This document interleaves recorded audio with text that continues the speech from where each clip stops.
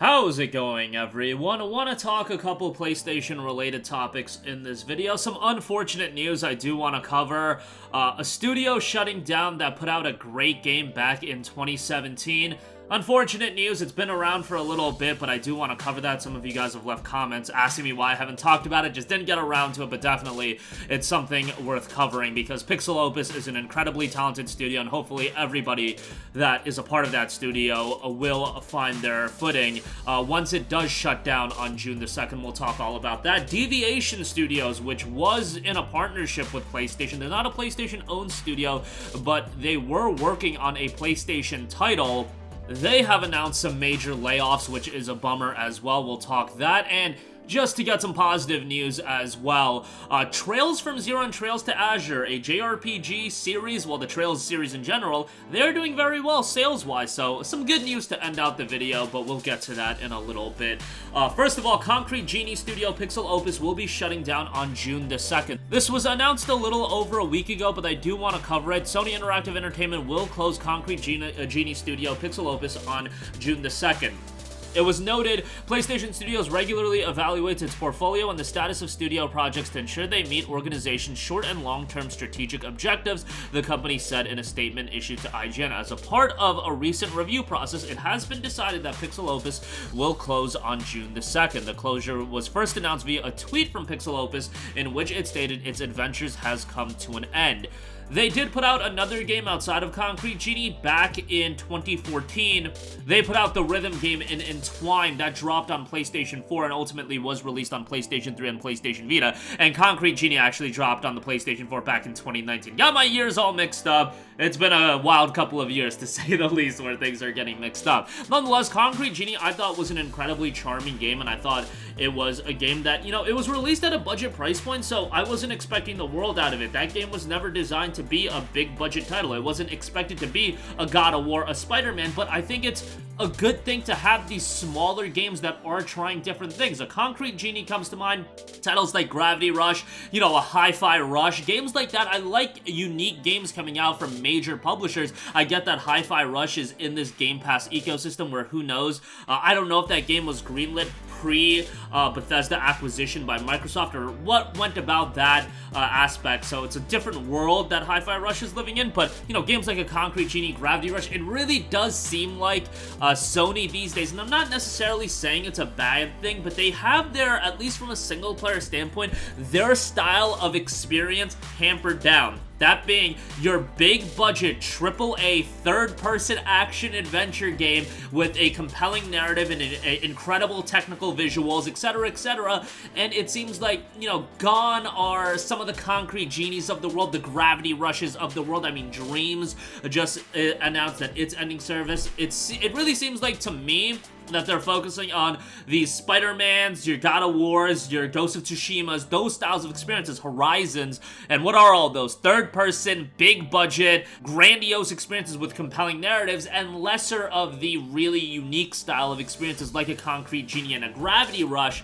Obviously, the God of Wars of the world are gonna do better from a commercial standpoint than a Concrete Genie, but PixelOpus is a smaller studio putting out smaller level games, and it would have been nice to see them continuing forward working on games at the level of a Concrete Genie. Unfortunately, that doesn't look to be the case. Hopefully, it doesn't look like that is the case. And I know Sony every now and again does put out more unique games, but and it is very much a risk putting out games like that. Like, look at how a Destruction All-Stars turned out. Not every game is going to be received at the level of a Gravity Rush, of a Concrete Genie, and Concrete Genie didn't have like worldwide critical acclaim or anything like that, but I thought it was a nice little game at a budget price point, and it would be nice to see more of that. I mean, you do have a subscription service in PlayStation Plus Extra. I think games like a Concrete Genie can be utilized to push a subscription service like that.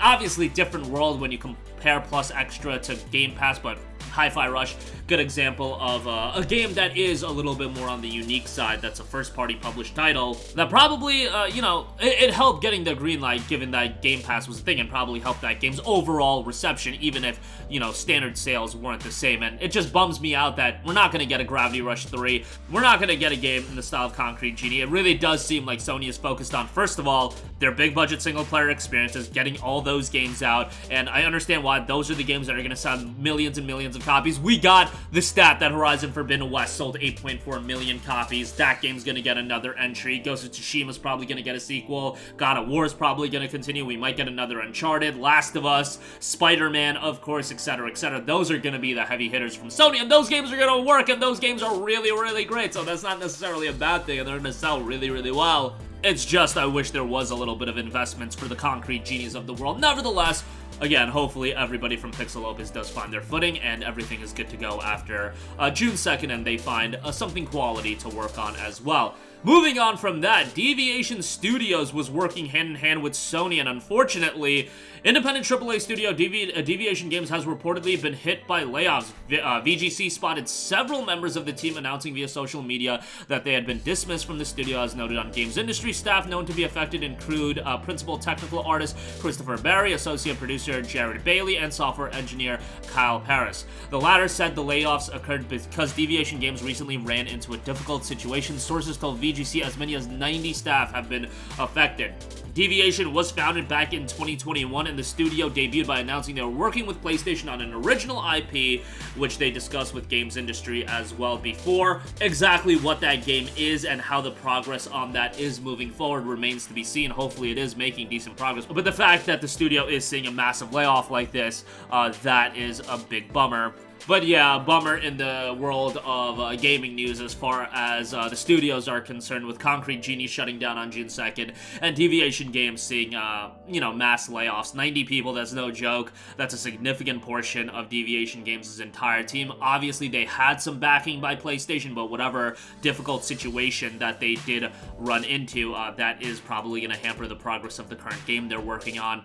Hopefully, that isn't the ultimate demise of that game as well. So, with that somber news out of the way, again, hopefully all of those developers that are affected, that will be affected with PixelOpus shutting down, with Deviation Games laying off a significant amount of developers and workers, hopefully they all find work and all find their footing here in the very near future. Do want to round out this video with some more positive news. Trails from Zero and Trails to Azure, very niche JRPG releases coming to the West, games that I think several of us never thought would see stateside releases. Well, developer Nihon Falcom recently released their notice of differences between forecasts and actual results regarding the fiscal year of 2023, detailing various intricacies regarding their sales both domestically and globally, as noted on Noisy Pixel. Sales of the Ease and Trail series in North America, Europe, and Asia remain strong. In addition, sales of the English versions of Trails from Zero, released in September of 2022, and Trails to Azure, released in March, exceeded expectations. As a result, net sales, operating income, ordinary income, and net income for the first half of the current fiscal year exceeded the previously announced figures, respectively. So that is fantastic news. These games aren't released stateside with the expectation that they're going to sell millions of copies. That's why a game like Trails from Zero does have Japanese voiceovers with the translation, and that translation takes a significant amount of work to get done.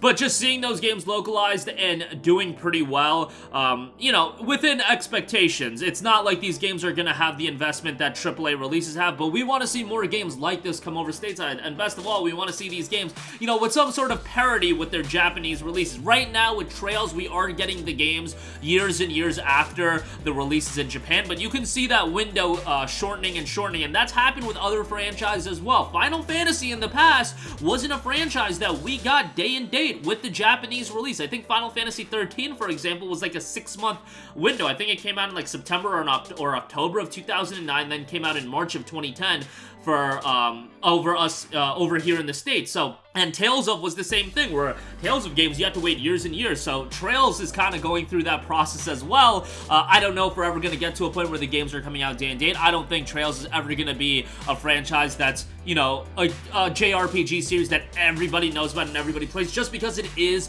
very, very daunting just to get into it with all of the games that you need to play, and you want to play the games sequentially, or even if you start with Trails from Cold Steel, you're talking about a four-part game series there. It's a daunting task, to say the least, but hopefully the people that are into it are invested into it, and enough people check it out that it will be a franchise that's here to stay. It would be nice if the Sky trilogy was readily available on consoles. Really, if you have a PC, that is the best way to play Legend of Heroes right now, because if you only have, let's say, a PlayStation 4, first of all, Trails from Zero isn't the best version on PlayStation 4. You don't have the Sky Trilogy. You got all the Cold Steel games, and you'll get Reverie. And if you only have a Switch, you got the Crossbell arc, but you don't have all of the Cold Steel games, and you don't have the Sky Trilogy as well. So it's just kind of a mess as far as that's concerned. Really, again, PC is the best platform if you want to play all of the games sequentially. Or if you're one of the 4 people that have a PS Vita, you can like download, you know, the Sky games, or even if you have a lower end laptop or PC, like the Sky games aren't going to be super difficult to run. So you can go about it that way, but if you're talking about one platform to play them all, yeah, PC is really the best spot. But nice to see Zero and Azure doing above expectations, and hopefully this is a good omen of things to come as far as Trails is concerned going into the future. But that is going to do it for me again. Unfortunately, Concrete Genie Studio PixelOpus will be shutting down on June the 2nd. If you haven't checked out Concrete Genie, highly recommend you to do so. I believe the game is on PlayStation Plus Extra. Let me just check that real quick. Yeah, it's available on PlayStation Plus Extra. You can play it that way. It goes on sale all the time for sub $10. Super colorful game, and I would give it a look. I think it released at $39.99, but the MSRP now is $29.99, but you shouldn't even pay that. Wait for it to go on sale. Play it through Extra. You guys know the deal. Deviation Studios, unfortunately, they are hit with a significant amount of layoffs as well. Hopefully that PlayStation title is still progressing along smoothly, and good luck to everybody that is going to be finding their footing after, you know, these layoffs, as well as PixelOpus shutting down. And Trails from Zero, Trails to Azure, Western sales have exceeded expectations. That is good news. That is going to do it for me. Sound off all of your thoughts in the comment section down below. Thank you for watching, and goodbye.